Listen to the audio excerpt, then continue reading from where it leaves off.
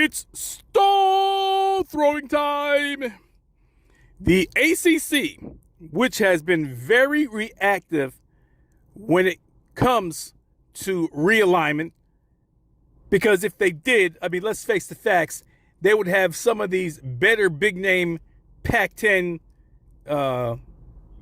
teams than what they have now. So anyway, they're pretty ticked off, and they're talking about a proposal to expand the ACC in 2025. Now, I'll tell you what the teams are, but first, let me tell you why they're ticked off and the Big 12 is ticked off. So in this playoff proposal, the payouts are going to be, they're talking about this, the payouts are going to be 21% for the SEC and the Big 10.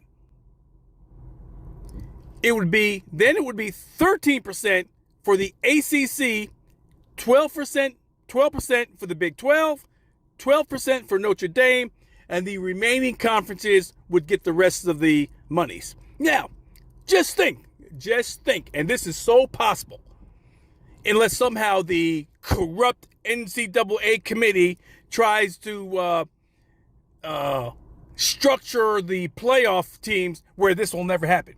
So let's say next year you have Clemson versus Florida State in the NCAA championship game.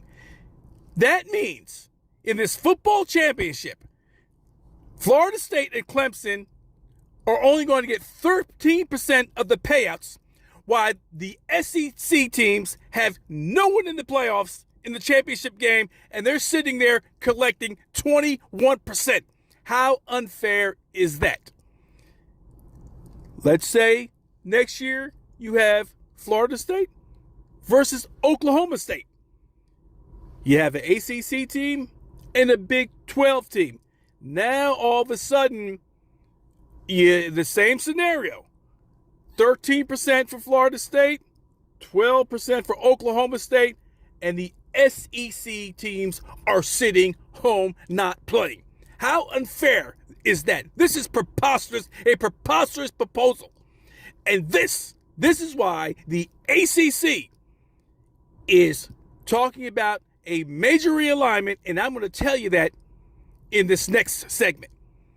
But once again, intimidation, the SEC and the Big Ten are constantly doing this, and the NCAA and the committee just cave right in all the time. You're listening to Stone Throwing.